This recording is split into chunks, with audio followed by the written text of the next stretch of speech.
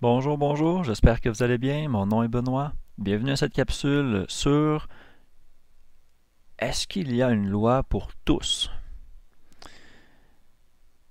Une des objections communes qu'on retrouve envers ceux qui disent qu'il ne faut pas suivre la loi, c'est de dire que la loi a été donnée à Israël seulement et que la plupart des gens qui sont maintenant chrétiens ne sont pas d'Israël. On parle d'Israël charnel, bien sûr.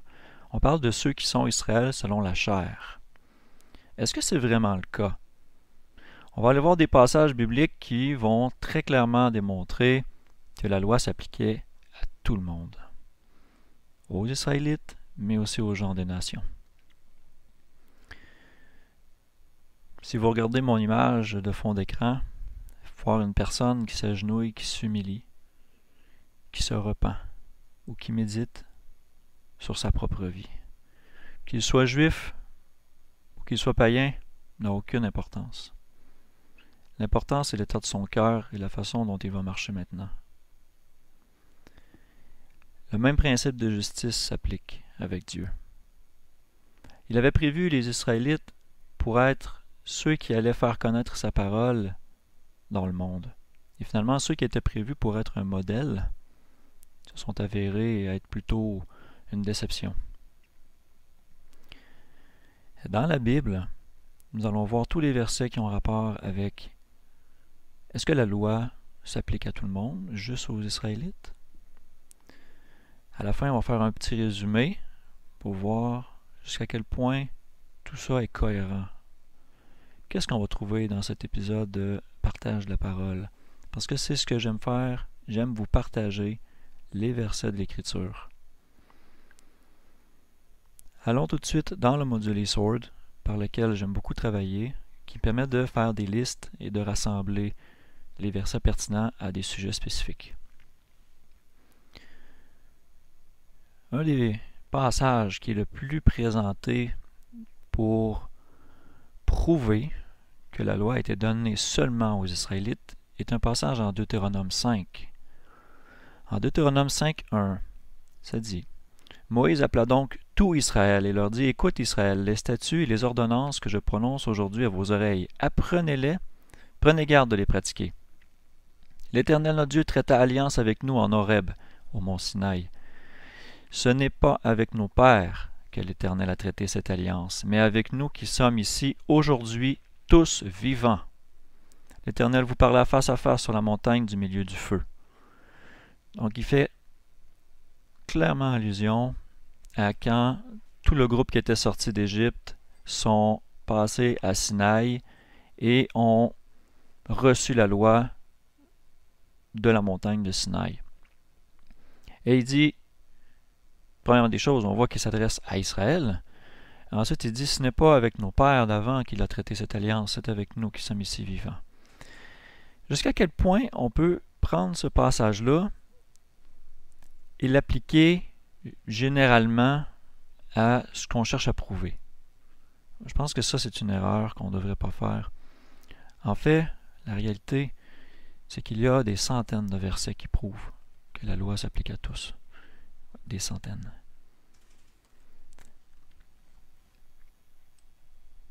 Je vois ici ma liste, une loi pour tous, 137 versets.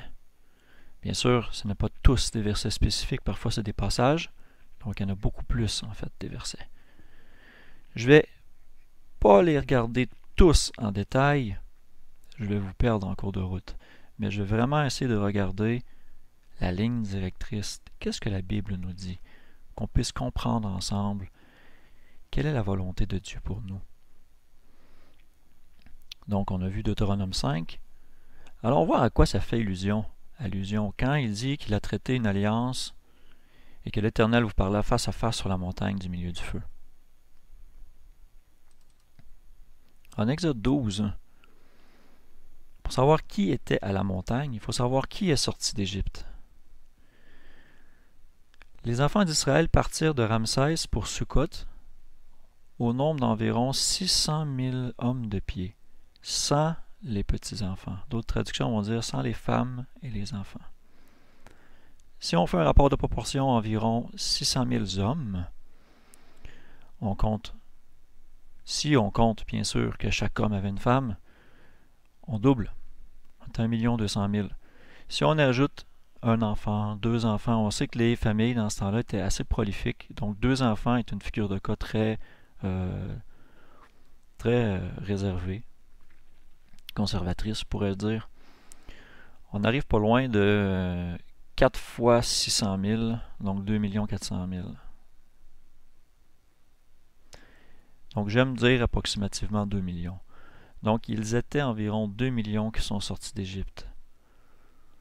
Là, avec tout ça, il y a une rétrospective à faire. Combien des gens de la tribu d'Israël sont entrés en Égypte avec Joseph? Combien de temps il s'est passé entre le moment où ils sont arrivés en Égypte par Joseph à cause de la famine et le moment où ils sont sortis? Combien de temps ça donne?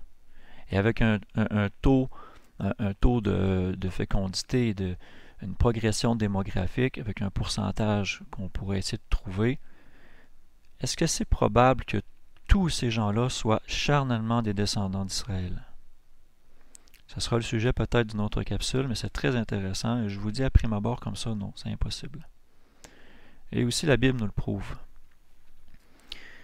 Le verset suivant dit « Un grand nombre d'étrangers montèrent aussi avec eux, ainsi que des brebis et des bœufs et un bétail très considérable. » Dans d'autres traductions, ils disent une grande multitude mixte de gens. C'est confirmé ailleurs dans d'autres passages que vous allez voir, mais il n'y avait pas que des Israélites qui sont sortis d'Égypte. Il y a aussi tout un aspect à cet exode-là qu'on lit, évidemment dans le livre d'Exode, et qu'on lit aussi dans le livre de la loi, Lévitique, Deutéronome, Nombre et tout ça. On voit très bien qu'il y a une progression assez linéaire de comment ça s'est passé. Et on peut voir aussi qu'il y a une similarité frappante avec le parcours d'un chrétien. Ça sera le sujet d'une autre capsule que j'aimerais faire. Donc, ce ne sera pas le sujet que je vais couvrir ici. C'est très, très intéressant comme sujet. Ça fait un parallèle vraiment, vraiment semblable et magnifique, tout à fait magnifique. Donc, on voit ici qu'il y avait un grand nombre d'étrangers qui montèrent aussi avec eux. OK. En Exode 12, 49, juste un peu plus loin, ça dit « Il y aura une même loi pour celui qui est né dans le pays et pour l'étranger séjournant au milieu de vous. » Ici, on parle particulièrement de la Pâque. Si un étranger séjourne chez toi, il voudra faire la Pâque, que tout mâle qui lui appartient soit circoncis. Dans ce temps-là, on parlait de circoncision de la chair. Maintenant, on parle de circoncision du cœur, par l'esprit. Parce que la circoncision est un symbole d'une alliance par le sang. Et nous, notre alliance par le sang est le sang de Christ. Donc, la circoncision charnelle n'a plus sa place. Vous pourrez aller voir la capsule sur les alliances et la circoncision. Alors, continuons. Une seule loi pour celui qui est né dans le pays et pour l'étranger séjournant au milieu de vous. Je vais aller plus vite parce qu'il y a vraiment beaucoup de versets à couvrir. Exode 20, 10. Dans l'énoncé des 10 commandements au mont Sinaï, il a dit, qu'en parlant du sabbat, il a dit, « Mais le 7e jour est le repos de l'Éternel ton Dieu, tu ne feras aucune œuvre en ce jour-là, ni toi, ni ton fils, ni ta fille, ni ton serviteur, ni ta servante, ni ton bétail, ni l'étranger qui est dans tes portes, ou l'étranger qui fait partie de l'assemblée, de la congrégation, qui fait partie d'Israël. » C'est ça que ça veut dire ici. Car l'Éternel a fait en 6 jours les cieux et la terre, la mer et tout ce qui est en eux. Il s'est reposé le 7e jour. C'est pourquoi l'Éternel a béni le jour du repos et l'a sanctifié. OK. Un exemple, il n'est pas dans mes versets, mais je le lis ici, puis ça tombe sous le sens. Honore ton père et ta mère afin que tes jours soient prolongés sur la terre que l'Éternel ton Dieu te donne. Vous savez que ça, c'est cité par Paul, parlant des païens. Il dit, c'est le premier commandement avec promesse. Si tu honores ton père et ta mère, tes jours vont se prolonger sur la terre que l'Éternel ton Dieu te donne. C'est un commandement qu'on attribue typiquement aux Juifs, à ceux qui disent que la loi est seulement pour Israël. Alors pourquoi est-ce que Paul le dit à des païens convertis? Posez-vous la question. Et ensuite, est-ce que c'est seulement les Juifs qui doivent honorer leur père ou leur mère? Ou tout homme, toute femme, tout humain? Ok, je continue. Exode 9. Excusez, des fois, je ne suis pas nécessairement la chronologie des livres de la Bible. Je vais sauter d'un livre à l'autre, des fois revenir en arrière. Ça touche tout le même sujet. C'est ça qu'il faut que vous compreniez. L'étude de la Bible se fait, moi ce que j'aime faire, c'est j'aime le faire par sujet. J'aime rassembler tous les versets qui parlent d'un sujet en particulier. Ensuite, je regarde le poids de la preuve. Je regarde, est-ce qu'il y a un, deux versets qui semblent contradictoires alors que 100 autres versets disent la même chose. Le temps que j'éclaircisse ces deux versets-là, deux, trois versets, ma responsabilité est d'accepter que la majorité des versets pointent dans une direction. Donc, vous pourrez aller voir le module sur l'étude de la Bible et nous donner vos trucs si vous en avez. Alors, je continue. Exode 9.13. Puis l'Éternel dit à Moïse, lève-toi de bon matin, présente-toi devant Pharaon, pardon, et dis-lui, ainsi a dit l'Éternel, le Dieu des Hébreux, laisse aller mon peuple afin qu'il me serve. Et là, ici, il parle à Pharaon. Et pourquoi j'ai mis ça exactement, cette série de versets-là? C'est parce que, regardez, ici, Pharaon, à cause de son incrédulité, il est puni, ainsi que le peuple qui est puni. Mais il y a une particularité. Ici, quand on dit qu'il va envoyer une plaie contre ton cœur et sur tes serviteurs et sur ton peuple, afin que tu saches que nul n'est semblable à moi sur toute la terre. Qui habite toute la terre? Est-ce seulement les Juifs? Ou c'est toutes les nations? Toutes les nations. Et maintenant, il dit ici, car maintenant, si j'avais étendu ma main, si je t'avais frappé par la mortalité, toi et ton peuple, tu serais effacé de la terre. Si Dieu juge les nations, comme la nation égyptienne à ce moment-là, c'est parce qu'ils ont des lois dans lesquelles ils ont été enfreints. C'est vraiment très important de comprendre ça. Et il y a une autre partie, je crois, mais on va y revenir.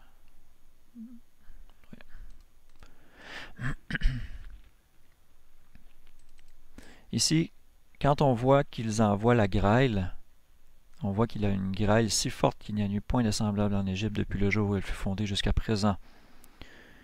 Elle dit, maintenant donc, envoie mettre en sûreté ton bétail et tout ce que tu as au champ. La grêle tombera sur tous les hommes et les bêtes qui se trouveront au champ, et qui ne se retireront pas dans les maisons, et ils mourront. Regardez ici, celui des serviteurs de Pharaon, qui craignit la parole de l'Éternel, fit promptement retirer dans les maisons ses serviteurs et son bétail. Mais celui qui ne fit pas attention à la parole de l'Éternel laissa ses serviteurs et son bétail au champ. Et évidemment, ils sont morts.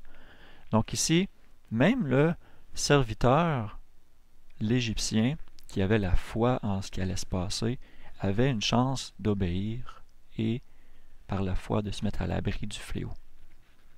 C'est quelque chose qui est important, ça. Ah, même en Exode 9.16, ici, on voit, hein, pour que mon nom soit célébré par toute la terre entière.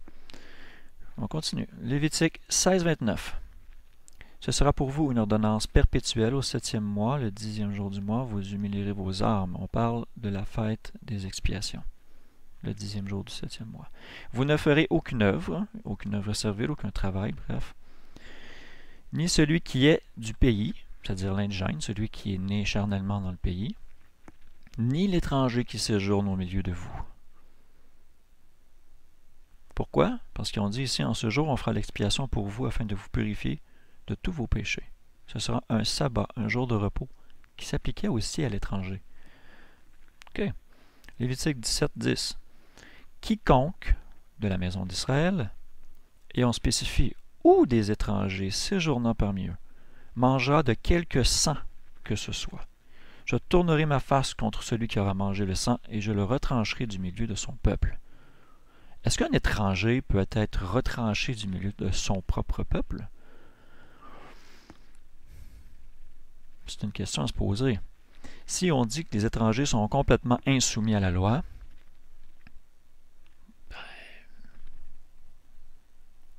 ça ne fait pas de sens vraiment.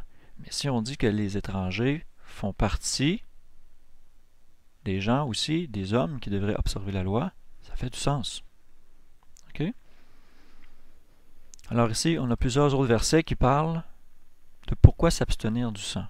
Car l'âme dans la chair et le sang, je vous l'ai donné sur l'autel pour faire l'expiation pour vos âmes, car c'est pour l'âme que le sang fait l'expiation. On sait que par la loi, tout est purifié par du sang, et c'est pour ça que le sang de Christ nous purifie de tout péché. C'est exactement à cause de ça. Encore ici, Lévitique 17:12, c'est pourquoi j'ai dit aux enfants d'Israël, personne d'entre vous ne mangera du sang, et l'étranger qui séjourne parmi vous ne mangera de sang. Si quelqu'un des enfants d'Israël ou des étrangers séjournant parmi eux prend à la chasse un animal ou un oiseau qui se mange, il en répandra le sang et le couvrira de poussière.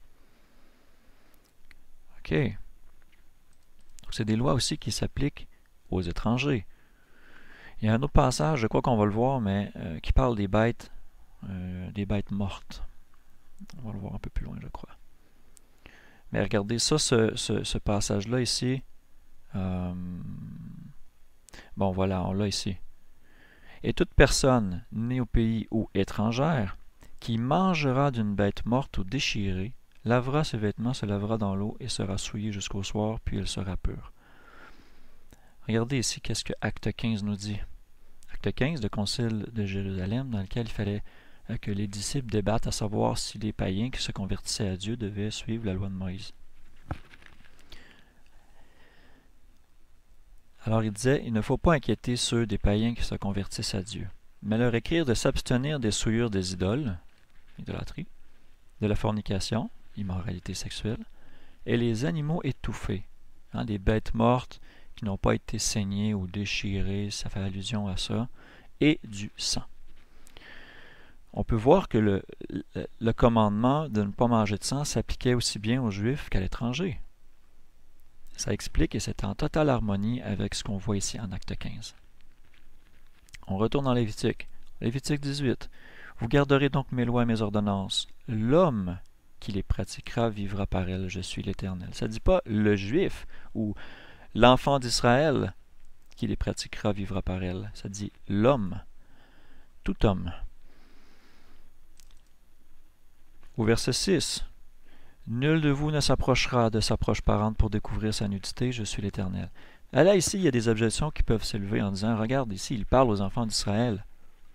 Parle aux enfants d'Israël et dis-leur, je suis l'Éternel, votre Dieu. Alors, tout ça s'adresse au peuple d'Israël, n'est-ce pas? Oui, mais regardez comment c'est formulé. L'homme qui les pratiquera vivra par elles. Le peuple d'Israël était supposé enseigner ces choses-là aux nations aussi. Et les nations étaient supposées se joindre à cette pratique-là, à pratiquer la justice et la droiture, à apprendre à craindre Dieu. N'est-ce pas assez clair?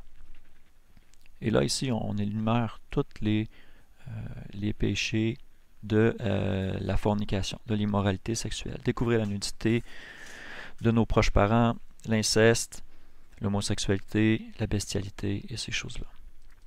Alors, je vais les passer. Mais, ce qui est important, c'est regarder ici. Toutes ces abominations, les hommes du pays qui y ont été avant vous les ont faites, et la terre en a été souillée. Et c'est pour cette raison-là que les nations sont chassées de devant Israël.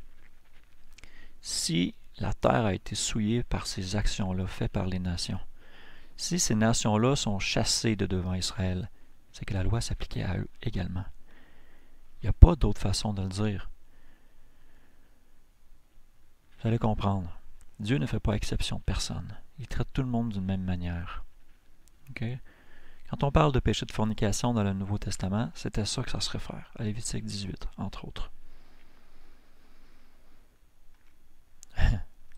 Lévitique 18, 28, regardez. « Et la terre ne vous vomira pas pour l'avoir souillée, comme elle a vomi la nation qui y était avant vous. » Vomir, ça me fait penser à un message de Jésus quand il dit hein, « Sortez de moi, vous qui commettez l'iniquité. » Sortir, vomir, quelque chose qui sort de lui, qui sort de son corps, qui est rejeté parce que c'est mauvais.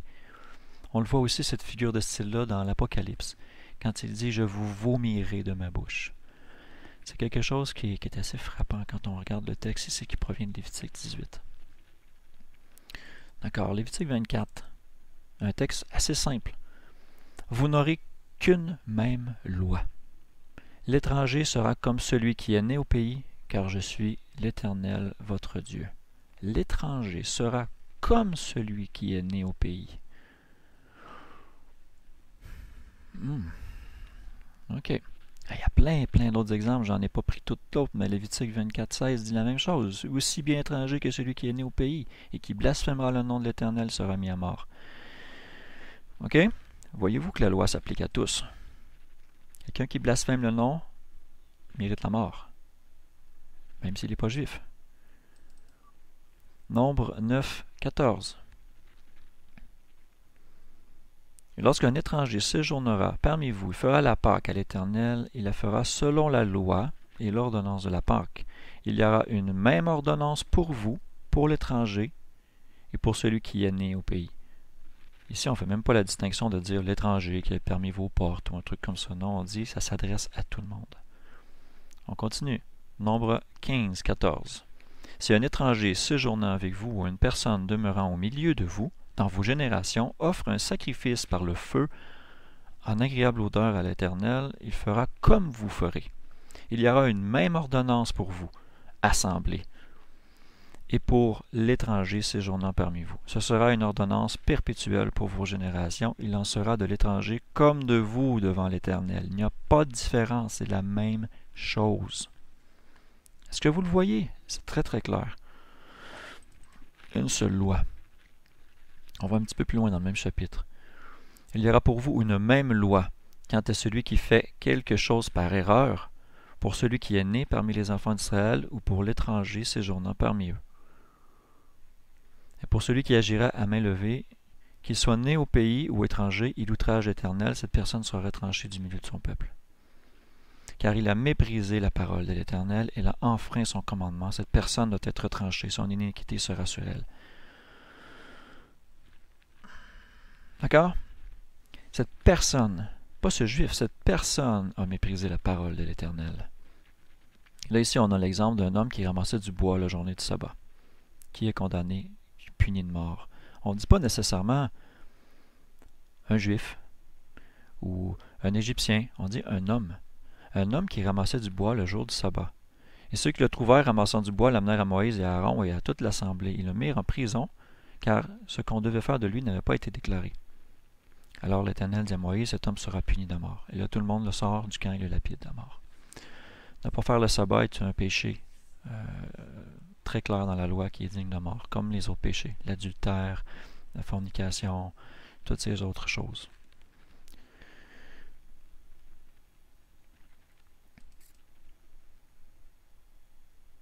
Bon, ça c'est exactement cet exemple-là. Deutéronome 5:12, mais vu qu'on parle du sabbat, évidemment, observe le jour du sabbat pour le sanctifier, comme l'Éternel ton Dieu te l'a commandé. On répète encore le même commandement, pareil comme en Exode 20. Mais le 7e jour est le repos de l'Éternel ton Dieu, tu ne feras aucune œuvre en ce jour-là, ni ton étranger qui est dans tes portes, afin que ton serviteur et ta servante se reposent comme toi. Alors, c'était quelque chose qui est destiné à l'humanité. Et Jésus l'a dit, le sabbat, il est fait pour l'homme. Il a été fait pour l'homme. L'homme. Pas pour le juif, pour l'homme. OK. On continue. Deutéronome 9. Sache donc aujourd'hui que l'Éternel ton Dieu qui passe devant toi est un feu consumant. C'est lui qui les détruira et qui les abaissera devant toi. Tu les chasseras, tu les feras périr promptement, comme l'Éternel te l'a dit. Il parle de quoi? Il parle de qui? Quand il les amène en terre promise, il leur dit, quand vous aurez passé le Jourdain pour aller conquérir des nations plus grandes et plus fortes que toi, tu n'auras pas peur de ces gens. L'Éternel ton Dieu qui passe devant toi est un feu consumant, qui va les détruire. Nous savons qu'aucun péché ne peut subsister en Dieu, et que Dieu est un feu. Il est un feu dévorant qui va consumer les pécheurs. C'est écrit dans le Nouveau Testament également. On voit la même figure ici, en Deutéronome 9. Voyez-vous? Là ici, il dit bien, ne dis pas en ton cœur quand l'Éternel ton Dieu les aura chassés de devant toi. C'est à cause de ma justice que l'Éternel m'a amené pour posséder ce pays. Hein? Ne te gonfle pas de fierté dans ton cœur en disant « Ah, moi je suis plus digne que les autres ». C'est pas ça. Il dit, c'est à cause de la méchanceté ou l'impiété de ces nations que l'Éternel va les déposséder devant toi. Ce n'est pas à cause de ta justice ni de la droiture de ton cœur que tu entres dans le pays pour le posséder, mais c'est à cause de l'impiété ou de la méchanceté de ces nations que l'Éternel ton Dieu va les déposséder devant toi.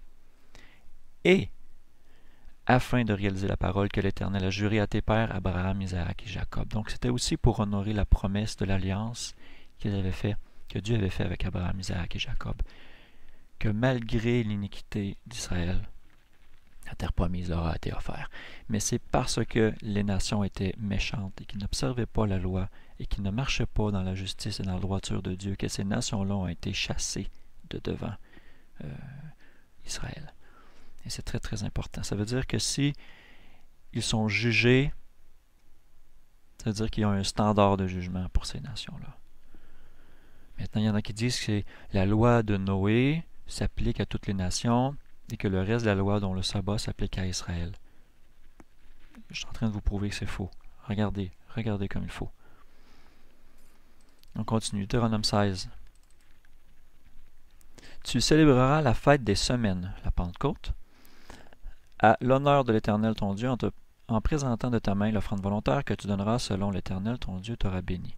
Et là ici on voit, tu te réjouiras devant l'Éternel ton Dieu, toi, ton fils, ta fille, ton serviteur et ta servante, et le Lévite qui est dans tes portes, et l'étranger, et l'orphelin et la veuve.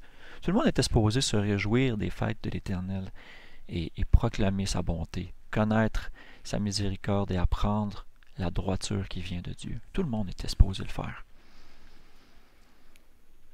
Même chose pour la fête des tabernacles. Encore là ici, tu te réjouiras en célébrant la fête. L'étranger aussi se réjouira. OK. Deutéronome 31, 11. Quand tout Israël viendra pour comparaître devant l'Éternel ton Dieu au lieu qu'il choisira, tu liras cette loi devant tout Israël de manière qu'ils entendent.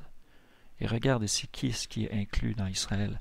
Rassemble le peuple, les hommes, les femmes, les enfants et l'étranger qui sera dans tes portes, afin qu'ils entendent et qu'ils apprennent à craindre l'Éternel votre Dieu, et qu'ils prennent garde de faire toutes les paroles de cette loi. N'est-ce pas assez clair, mes amis? Les païens, les étrangers étaient appelés à se joindre à l'Assemblée d'Israël depuis le début. Depuis le début. On continue.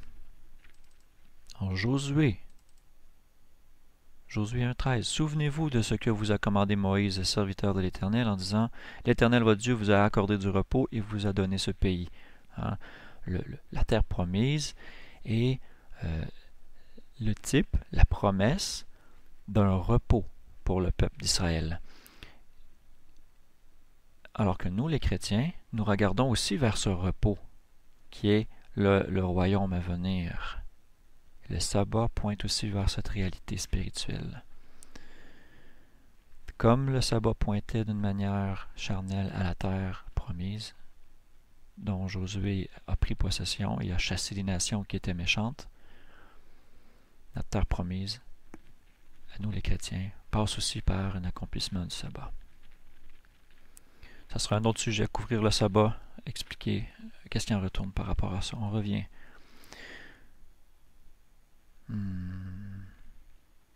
OK. Ici, on précise. Josué 1, 18. Tout homme qui sera rebelle à ton commandement et n'obéira pas à tes paroles, en tout ce que tu nous commanderas sera mis à mort. Fortifie-toi seulement et prends courage. Tout homme. Il n'a pas dit ici tout Israélite ou tout Juif. Tout homme ou toute personne humaine. OK. 2 Chroniques 26. Et il dit, Éternel Dieu de nos pères, n'es-tu pas Dieu dans les cieux? Et n'est-ce pas toi qui domines sur tous les royaumes des nations? Et n'as-tu pas en ta main la force et la puissance, en sorte que nul ne peut te résister? Dieu est aussi roi des nations, depuis le début, depuis abondamment dans l'Ancien Testament. Effectivement. En Néhémie 8.1, quand le temple fut détruit et que Jérusalem fut reconstruite, le peuple s'assembla pour entendre la loi qui allait être lue à nouveau, dans un principe de restauration. Alors c'est écrit, « Or tout le peuple s'assembla comme un seul homme ». Ici, le terme « peuple », c'est multitude. Multitude de gens. Ça pourrait faire un lien direct avec ceux qui sont sortis, la multitude qui est sortie d'Égypte. Alors il s'assembla comme un seul homme sur la place qui est devant la porte des eaux, et ils dirent à Esdras, le scribe, d'apporter le livre de la loi de Moïse prescrite par l'Éternel à Israël. Et le premier jour du 7e mois, le jour des trompettes, Esdras, le sacrificateur, apporta la loi devant l'assemblée, composée d'hommes et de femmes et de tous ceux qui étaient capables de l'entendre. Ici, ça serait plutôt naïf de croire que c'était seulement des Israélites, surtout à la lumière des autres versets qu'on vient de voir. Je continue. On refait un petit retour en arrière, Lévitique 24. Ici, on a un exemple qui montre bien qu'il y avait une multitude de gens, d'étrangers qui montèrent avec eux, qui sortèrent d'Égypte et qui reçurent la loi à Sinaï. On voit très bien ici, « Or, le fils d'une femme israélite, qui était fils d'un homme égyptien, sortit au milieu des enfants d'Israël, et ce fils d'une femme israélite se querella dans le camp avec un homme israélite. Et le fils de la femme israélite blasphéma le nom de l'Éternel, et le maudit, et on l'amena à Moïse.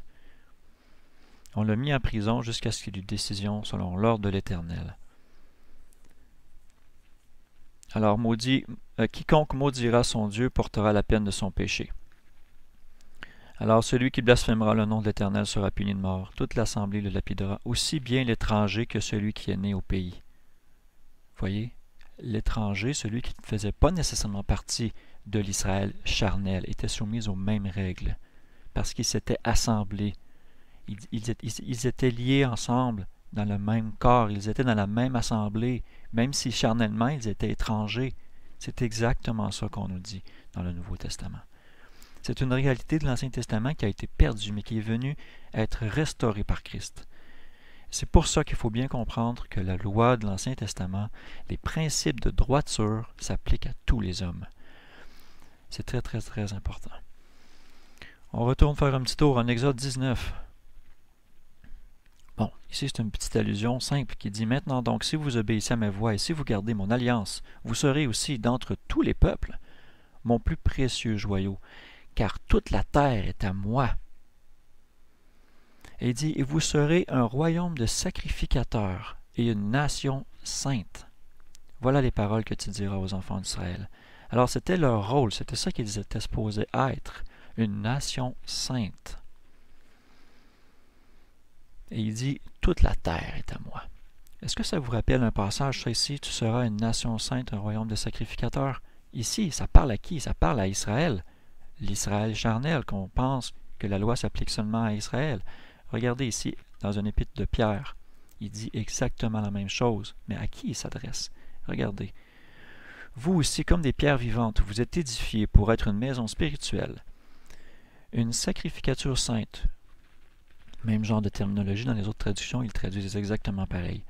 « Afin d'offrir des sacrifices spirituels agréables à Dieu. » Donc ici, il dit, vous êtes une nation sainte, des sacrificateurs.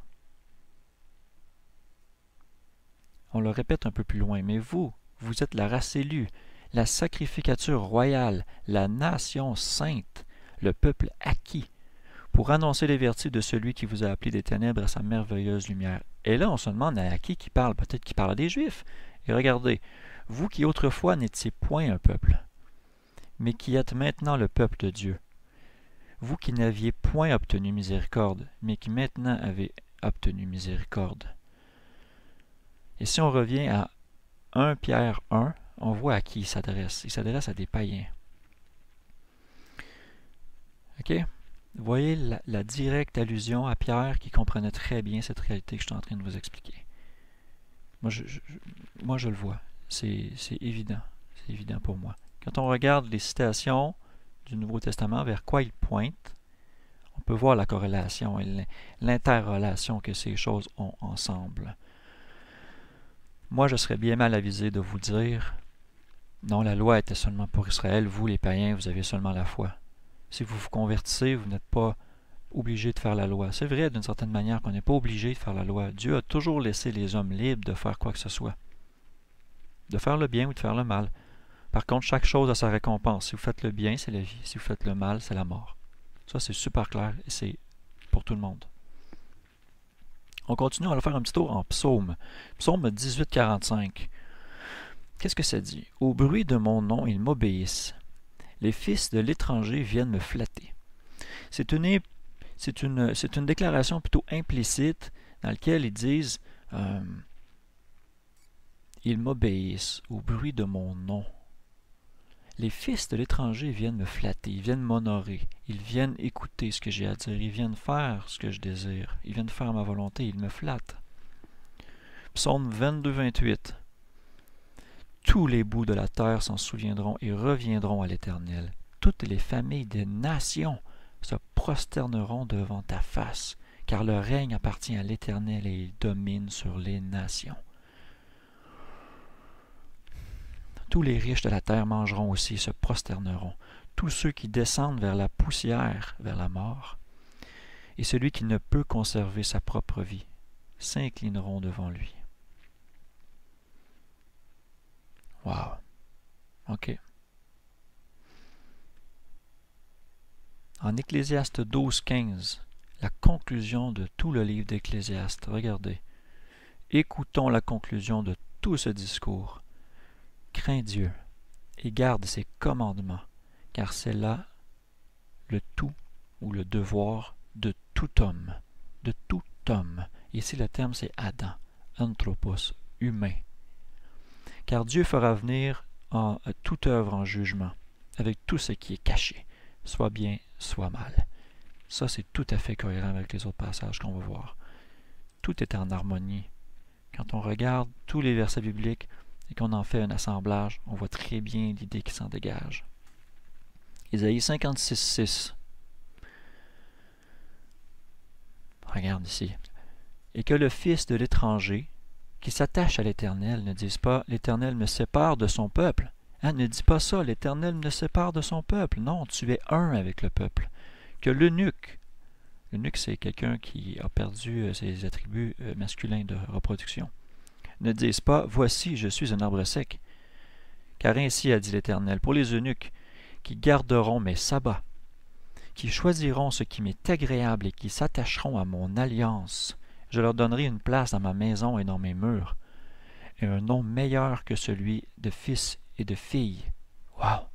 Je leur donnerai un nom éternel qui ne sera pas retranché. On va voir ça dans une autre capsule, mais le nom qui est retranché du livre de vie. Que celui qui pêche, c'est celui dont le nom sera effacé du livre de vie. C'est une toute petite capsule, mais qui est aussi très cohérente avec ce qu'on lit. Et regardez la promesse de ceux qui sont étrangers, mais qui s'attachent à Dieu et qui vont prendre à cœur de faire ces sabbats. Je les amènerai sur ma montagne sainte, et je les réjouirai dans ma maison de prière. Leurs holocaustes et leurs sacrifices seront agréés sur mon autel, car ma maison sera appelée une maison de prière pour tous les peuples. Ça vous rappelle pas une citation aussi de Jésus qui dit « Ma maison sera appelée une maison de prière pour tous les peuples, mais vous, vous en avez fait une caverne de brigands et de voleurs. » Tout à fait. Christ comprenait très bien ces choses de l'Ancien Testament qu'il est venu révéler. Il me les a partagées et c'est pour ça que je les partage avec vous, parce que je sens vraiment qu'on a besoin de cette parole-là en tant que chrétien, en tant que peuple de Dieu. On a besoin de comprendre ces choses. Allons voir en Jonas. Si vous vous rappelez l'histoire de Jonas, ça parle d'une ville, Ninive, qui commet des abominations et dont Dieu dit « je vais la détruire ». Mais il envoie un prophète, Jonas. Il dit « tu vas aller les voir et tu vas leur dire qu'ils doivent se repentir, que sinon dans 40 jours je vais détruire la ville et tous les habitants ». Et la ville se repent. Alors c'est un peu ça ici qu'on voit, là, mais... et moi, je n'aurais pas pitié de Ninive, la grande ville, dans laquelle il y a plus de 120 000 créatures humaines qui ne savent pas distinguer leur gauche de leur droite et du bétail en grand nombre. Alors Dieu fait miséricorde également aux païens lorsqu'ils se repentent des mauvaises voies. Et si par définition ils se repentent de leurs mauvaises voies, Ça veut dire qu'à quelque part, ils étaient soumis à une loi. Simplement. Ézéchiel 47, 21. Vous partagerez ce pays entre vous selon les tribus d'Israël. Jusque-là, ça va bien. Vous le distribuerez par le sort en héritage à vous et aux étrangers qui habitent au milieu de vous et qui engendreront des enfants parmi vous. Ils seront pour vous comme celui qui est né au pays parmi les enfants d'Israël. Ils partageront au sort avec vous l'héritage parmi les tribus d'Israël. Et vous assignerez à l'étranger son héritage dans la tribu dans laquelle il sera domicilié. Les étrangers, les païens, font partie du peuple d'Israël quand ils se joignent à Dieu. C'est ce qui est dit ici. Et ils ont droit, eux aussi, à l'héritage de la terre promise. Est-ce que vous le voyez? Moi, je le vois. Je le vois. Alors, je continue. Zacharie 14.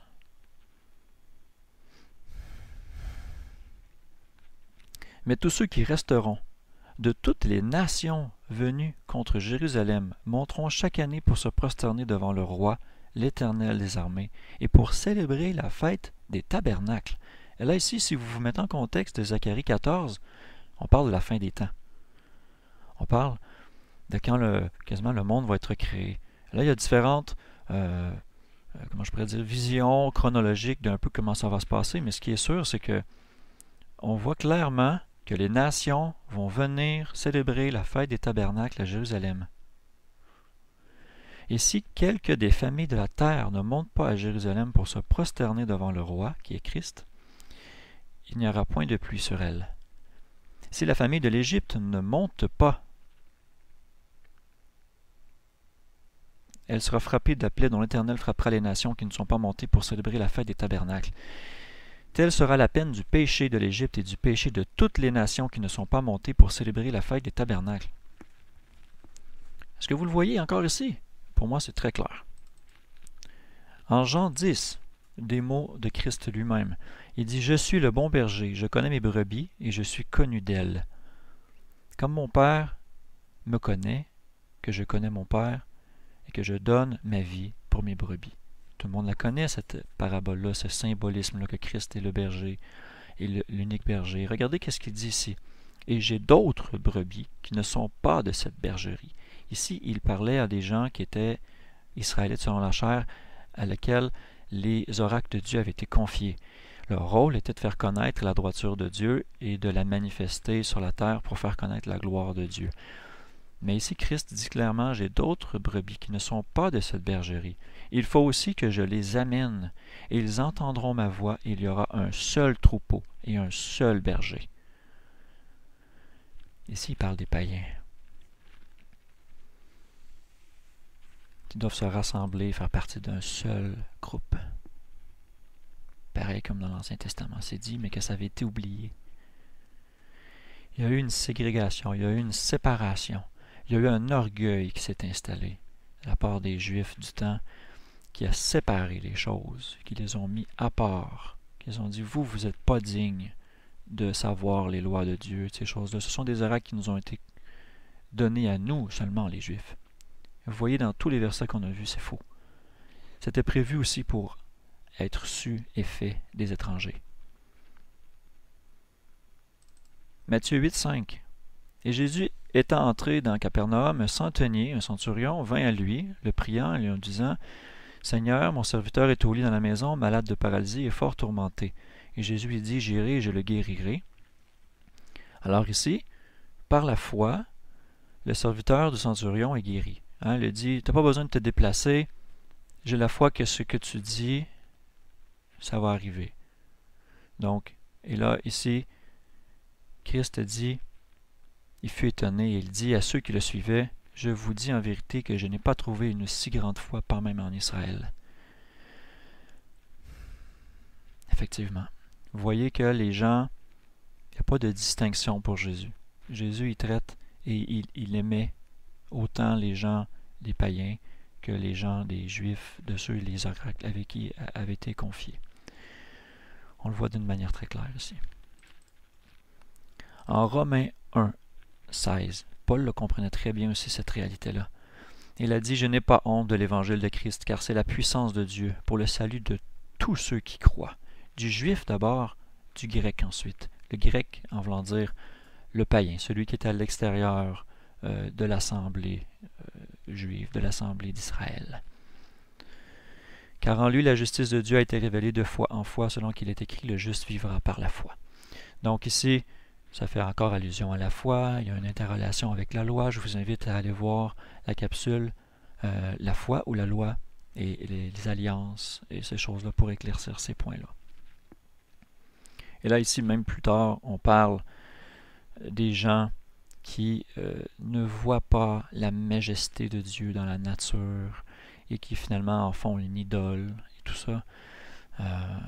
Et on parle de tous les péchés que les hommes font. Et on parle de péchés qui sont en directe relation avec les définitions qui sont dans la loi. Absolument. Romains 2, 28. Alors ici, on dit carrément, hein, peu importe si tu es circoncis ou incirconcis dans ta chair, ce qui compte, c'est de garder les commandements de la loi. Car celui-là n'est pas le juif qui l'est en dehors, dans l'apparence, ou dans la circoncision de la chair. La circoncision n'est pas extérieure à la chair, mais celui-là est juif qui l'est au-dedans. La circoncision est celle du cœur, selon l'esprit, et non selon la lettre. Et la louange de ce juif ne vient pas des hommes, mais de Dieu. Tu vois, c'est cohérent avec l'Ancien Testament qui dit que peu importe qui pratique la droiture, qui se repent de ses péchés, c'est lui qui est accepté de Dieu. On va le voir un peu plus loin dans d'autres versets. Romains 9, un message qui est semblable à ça. Ici, on parle des Israélites, et Paul est triste dans son cœur. Et il dit, ce n'est pas que la parole de Dieu ait failli, c'est les hommes qui ont failli. Il dit, car tous ceux qui descendent d'Israël, charnellement, ne sont pas Israël. Et pour être la postérité d'Abraham, ils ne sont pas tous ses enfants, mais il est dit, en Isaac sera une postérité de ton nom. C'est-à-dire que ce ne sont pas les enfants de la chair qui sont enfants de Dieu, mais ce sont les enfants de la promesse qui sont réputés être la postérité. Nous savons que par la foi, nous devenons fils d'adoption. Nous devenons la postérité d'Abraham, donc par la foi, nous nous joignons. Et mon ordinateur est là, comme vous pouvez voir souvent. Ne prêtez pas attention à ces détails, je suis désolé, de la technologie et des choses que ça peut engendrer. Donc ici, vous voyez clairement en Romains 9 que la postérité, ce sont ceux qui l'ont par la foi. Que ce soit des Juifs ou que ce soit des païens, les deux sont appelés à ne former qu'un seul corps. Et on reproche souvent aux gens de l'Ancien Testament de ne pas avoir eu la foi, d'avoir voulu se justifier seulement par les œuvres de la loi, n'ayant pas la foi en la parole de Dieu, ne sachant pas pourquoi ils devaient le faire, ne comprenant pas les aspects spirituels de ce que cette loi prodigue. Donc c'est ces choses-là qu'on reproche, que Dieu reproche à lui-même aux Juifs.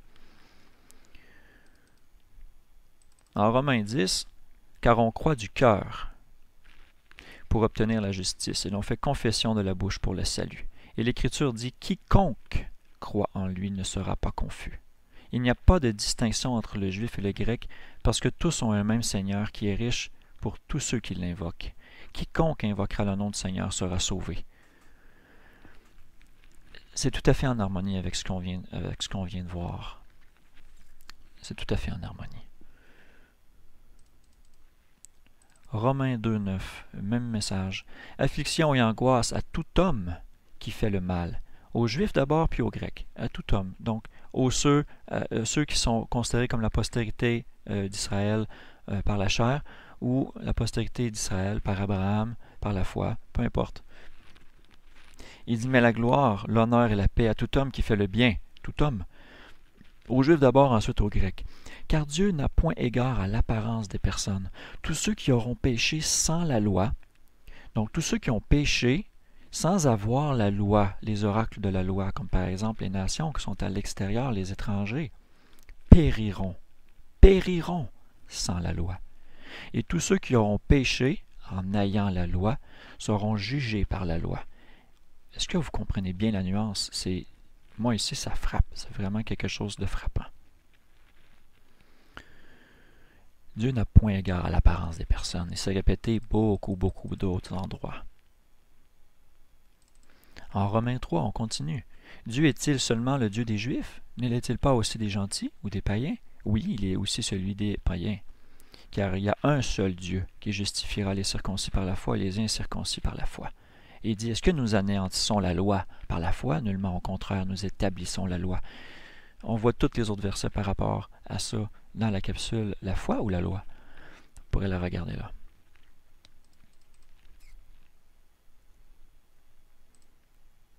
Bon, ce passage-là, je peux les sauter, Romains 9, je crois. 1 Corinthiens 10.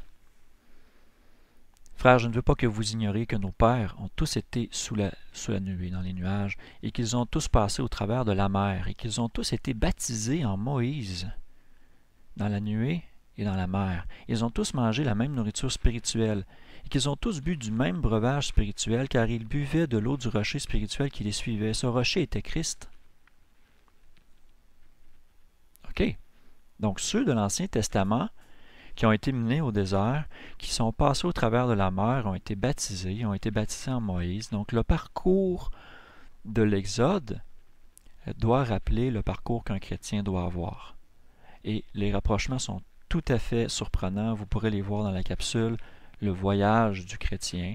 Je ne sais pas si je vais la nommer comme ça, mais c'est vraiment une capsule qui va parler des similarités entre l'Exode et le voyage du chrétien dans sa repentance, dans son voyage vers notre terre promise, qui est le royaume. En Galates 3, or les promesses ont été faites à Abraham et à sa postérité, mais il n'est pas dit et aux postérités, à plusieurs postérités, comme s'il s'agissait de plusieurs juifs, païens, d'autres personnes, non, mais une seule, à Christ. Ainsi, tous ceux qui sont de Christ font partie de la postérité, font partie de l'Israël de Dieu. L'héritage ne vient pas de la loi, sinon ce n'est pas de la promesse. Or Dieu l'a donné gratuitement à Abraham par les promesses. Alors, dites-moi, à quoi sert la loi? C'est ça qu'on est en train de parler, là, la loi pour tous. À quoi elle sert? Elle a été ajoutée à la promesse à cause des transgressions. Elle était jusqu'à la venue de la postérité à qui la promesse avait été faite. Et elle fut donnée par le moyen des anges, par l'entremise d'un médiateur. Or, le médiateur n'est pas un seul. Bon, la loi est-elle contraire aux promesses de Dieu? Non. Le but ici, c'est de comprendre que la loi n'a pas été donnée en disant si vous faites ça, comment je pourrais l'expliquer pour que ça soit cohérent? Si l'héritage vient de la loi, ce n'est plus de la promesse. La promesse, elle a été faite dans l'alliance pour qu'on puisse avoir la foi, qu'on allait avoir ce qui était promis par la foi. D'accord? Et ce n'est pas à plusieurs postérités que ça a été donné, c'est-à-dire que la promesse a été faite à Abraham en son fils, qui est le fils de la promesse. Il a promis, tu vas avoir un enfant. Tu vas avoir un enfant, même si tu es vieux, et la foi. Le premier enfant qu'ils ont eu, c'était l'enfant de l'incrédulité, quand Sarah a donné sa servante à Abraham, quand il a donné Agar. Et c'est une figure de style que Paul utilise pour parler de la différence entre les œuvres de la loi et la justification par la foi. Il dit, nous ne sommes pas sous la servitude, c'est-à-dire faire des choses par l'obligation, comme une liste, comme un robot, comme on doit faire un paquet de choses, comme si ces choses-là pouvaient nous justifier. Vu qu'on est tous pécheurs, c'est par la foi et le sacrifice de Christ que nous sommes justes. Mais ensuite, une fois qu'on est justifié, si on retourne dans le péché, on n'est pas plus avancé. On se reconstitue nous-mêmes transgresseurs. Et c'est de ça ici qu'il parle. Il parle, c'est quoi le but de la loi? Pourquoi elle a été ajoutée à la promesse? Elle a été ajoutée à cause des transgressions. Parce que les hommes n'ont pas compris que la droiture était nécessaire aussi. Donc la loi, elle était là pour nous montrer ce qui est bien de ce qui est mal, pour nous aider à discerner entre le bien et le mal. En Éphésiens 2, très intéressant comme parallèle, regardez bien, c'est pourquoi souvenez-vous que vous, il parle à des Éphésiens, c'est-à-dire des païens convertis, vous qui autrefois gentils, c'est-à-dire païens, en la chair, et qui étiez appelés incirconcis de la chair, par ceux qu'on appelle circoncis, évidemment les Juifs, faits par la main de l'homme. Vous étiez en ces temps-là sans Christ, séparés de la République d'Israël, étrangers par rapport aux alliances de la promesse, n'ayant pas d'espérance et sans Dieu dans le monde.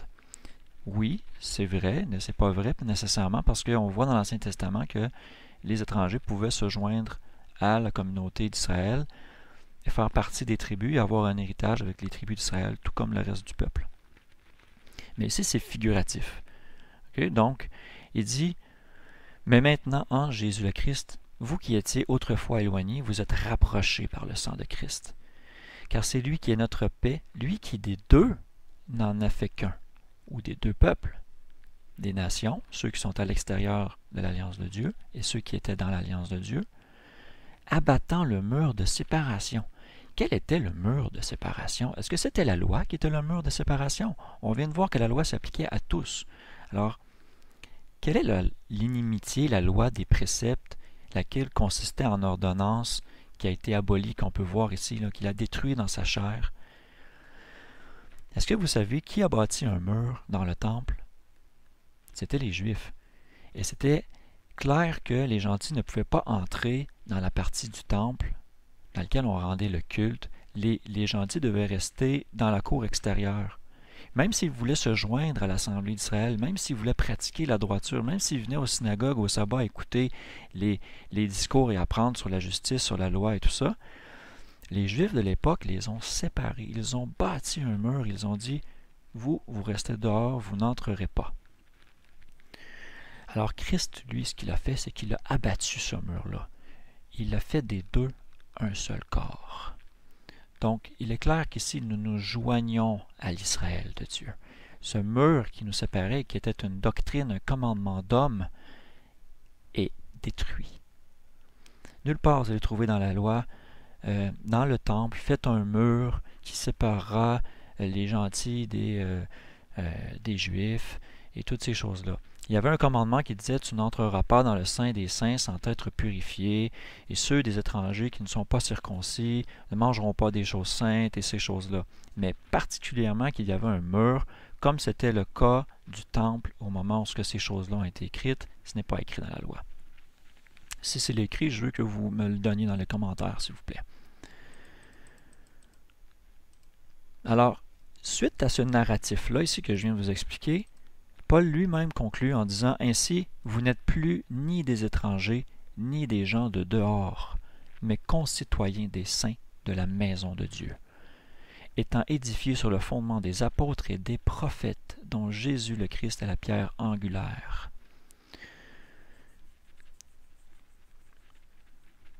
Il est réconcilié avec Dieu par la croix les uns et les autres en un seul corps. Wow! En Colossiens 3, on confirme ça. Il n'y a ni grec, ni juif, ni circoncis, ni incirconcis, ni barbare, ni scythe, ni esclave, ni libre, oui, mais Christ est tout en tous. Revêtez-vous donc, comme des élus de Dieu, saints et bien-aimés, d'entrailles, de miséricorde, de bonté, d'humilité, de douceur, de patience. Et là, on énumère toutes les choses qui amènent à faire les bonnes choses, qui sont pas du tout contraires à la loi, dans le fond, qui sont même bénéfiques à faire pour bien comprendre.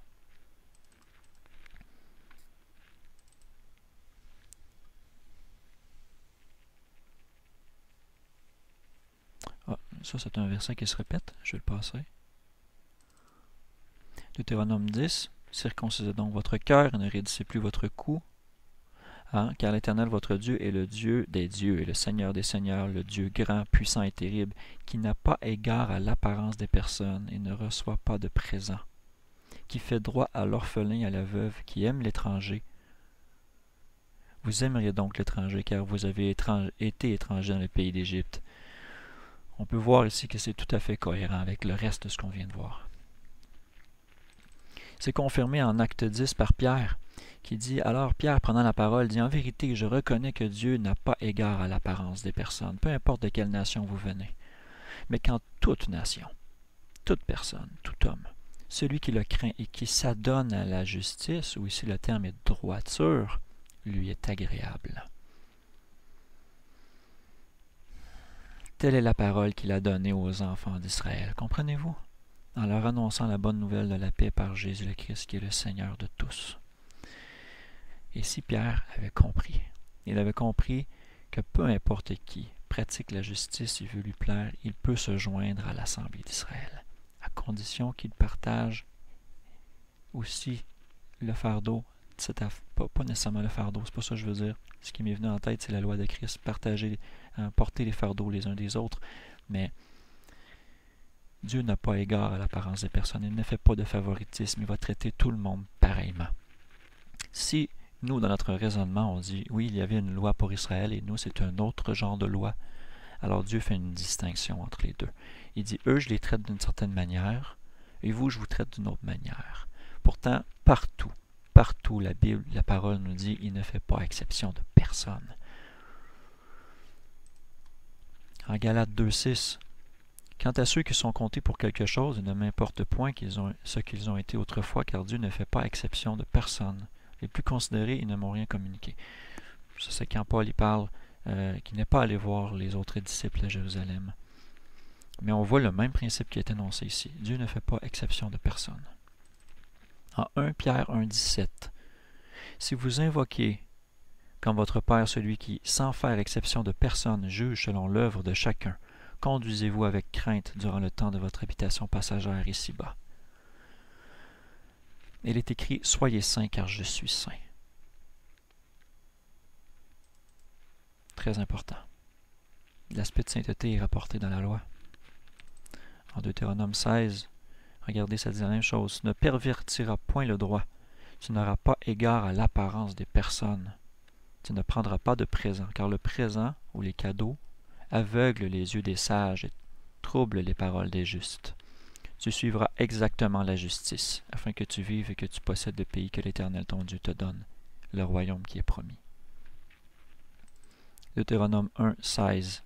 Il dit encore ici, « Je vous commanderai à vos juges en ce temps-là en disant, écoutez les différends qui sont entre vos frères et jugez avec droiture entre l'homme et son frère et l'étranger qui est avec lui.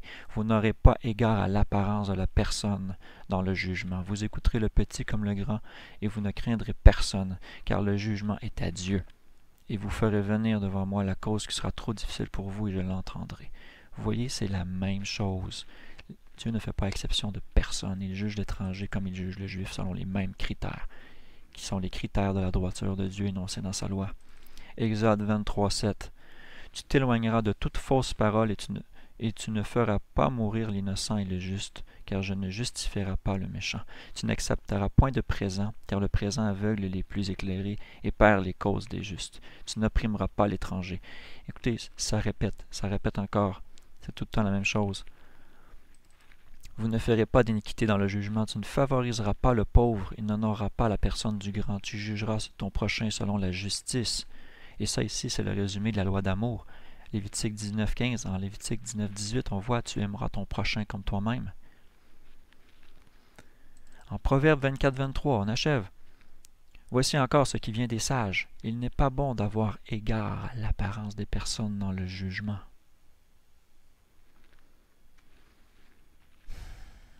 D'accord? Jacques dit la même chose dans le Nouveau Testament.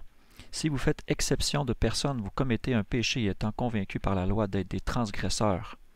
Et il dit clairement, mes frères, que la foi que vous avez en notre Seigneur Jésus le Christ glorifié soit exempte d'exception de personne. Vous devez traiter tout le monde de la même manière selon les mêmes critères de justice. Car Dieu ne fait pas exception de personne. Éphésiens 3, 6. Ça confirme tout ce qu'on vient de dire, à savoir que les gentils sont co-héritiers, les gentils, les nations sont co-héritiers, et qu'ils font un même corps, et qu'ils participent à sa promesse en Christ par l'Évangile.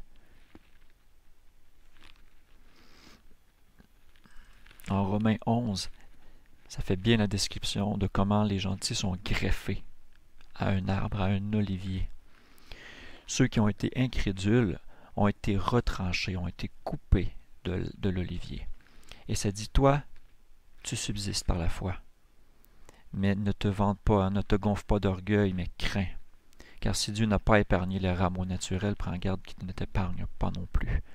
Alors, il dit, si Israël ne persévère pas dans l'incrédulité, ils seront de nouveau hantés. Hantés, c'est-à-dire greffés sur l'olivier. Et nous sommes greffés à l'olivier. Et nous faisons partie d'un seul corps. On voit très bien la symbolique ici de l'olivier. Donc, ça fait la fin des versets que je voulais vous communiquer. Je reviens à l'écran d'accueil et je voudrais résumer, pour que ça soit clair. Ce que je comprends de la parole que je viens de vous partager, vraiment, c'est que les lois sont pour tous les hommes. Ils s'appliquaient autant aux Juifs qu'à l'étranger. Dieu est le Dieu de tous les hommes et de toute la terre. Il est le Dieu des païens aussi. Si les païens sont punis, c'est parce qu'ils avaient des lois qui s'appliquaient à eux également. S'ils ont été chassés de devant Israël, c'est parce qu'ils n'appliquaient pas ces lois. Évidemment, si les païens, de ces façons-là, des nations ont été chassés de la terre promise, vous pouvez vous imaginer que ceux qui ne font pas la droiture de Dieu n'entreront pas non plus en terre promise. C'est tout à fait logique. À Sinaï, la multitude de gens et de nombreux étrangers sont sortis avec eux d'Égypte, et cette multitude était présente à Sinaï lors de la délivrance de la loi. On va en parler dans un aspect de la Pentecôte, mais par rapport à la loi à Sinaï et la Pentecôte, la réception de l'Esprit en acte 2. Il y a un parallèle qui est très très important et très surprenant. Dieu ne fait pas exception de personne. Il traite tout le monde et n'a pas égard à l'apparence, au milieu, à la race, au peuple auquel vous appartenez. Il traite tout le monde selon les mêmes principes de justice, qui sont des principes de justice qui le définissent lui et qui définissent sa sainteté. Et nous sommes appelés à être saints comme il est saint. Ce n'est pas à nous à essayer de savoir est-ce que telle chose est encore valide ou telle chose, est-ce qu'elle est encore valide ou cette chose-là n'est pas valide. Qu'est-ce que la parole nous dit? Avec les versets que je viens de vous dire là, la preuve est plus que suffisante. Le poids de la preuve penche beaucoup en faveur de ce que je suis en train d'essayer de vous expliquer. Dieu est un Dieu de justice. Il va traiter les gens pareil. Il ne peut pas dire telle personne va avoir une certaine loi et une autre personne va avoir un autre genre de loi. Bien sûr, il va faire avec l'ignorance du temps. Mais ce temps des ignorances-là est fini. Et il commande à tous les hommes de se repentir de leurs péchés. Que ce soit païen, converti ou juif, nous formons un seul corps par Jésus le Christ. Et Christ est sans péché. Et Jean le dit, quiconque a cette espérance de se trouver en lui, d'accéder à la vie éternelle, se purifie comme lui est pur. Quiconque pêche transgresse la loi, et le péché est la transgression de la loi. Celui qui pêche vient du diable, et celui qui ne pêche pas vient de Dieu. Je crois qu'avec tout ce que je viens de vous expliquer, vous pouvez faire une introspection sur votre vie, que vous soyez un païen qui ne croyait pas en Dieu encore. Si vous regardez dans le monde autour, toutes les choses qui se passent, la méchanceté des hommes, et de ce qui se passe dans le monde en général, la façon que c'est gouverné, la façon que c'est dirigé, nous sommes appelés à exercer cette justice et cette droiture dans notre vie. Et c'est pas à nous de définir ce qui est bien ou ce qui n'est pas bien. C'est à nous d'avoir la foi en ce que Dieu a dit, qui est bon, et de la faire de cœur, de la faire avec la foi. C'est comme ça que les disciples ont compris et c'est comme ça que ça avait été livré à Israël dans le temps. Mais l'endurcissement des cœurs et la fierté a fait la situation qu'on a vue quand Christ est arrivé. Mais maintenant, ces choses-là, c'est du passé. Rétablissez pas les choses, la séparation, de dire que la loi était seulement pour Israël. C'est pas vrai. La loi s'appliquait à tout le monde. Maintenant, il y a toujours une loi qui est valide pour le chrétien. Quelle est cette loi? Maintenant, soit on va dire c'est la loi de Christ ou c'est la loi, c'est une loi seulement de ce que Jésus a dit. Il y a toutes sortes de théories. Ce qu'il a dit avant la croix, c'est pas nécessairement vrai. Seulement ce qu'il y avait après la croix, il y a toutes sortes de théories. On va un peu les expliquer dans le module de quelle loi on parle. Et pour l'instant, j'aimerais vous laisser avec cette réflexion. C'est une capsule assez longue. Je vous remercie beaucoup de votre attention. Que Dieu vous bénisse vraiment. Merci de partager la parole. Merci d'avoir écouté. Et je souhaite que Dieu vous bénisse dans votre vie et vous fasse voir les belles réalités, la belle harmonie qu'il y a dans la parole de Dieu, afin que vous puissiez la vivre, afin que Dieu puisse être vivant, afin que Christ puisse être vivant en vous, afin qu'on puisse marcher par l'Esprit. Amen. Merci mes amis, je vous laisse. À la prochaine fois. Au revoir.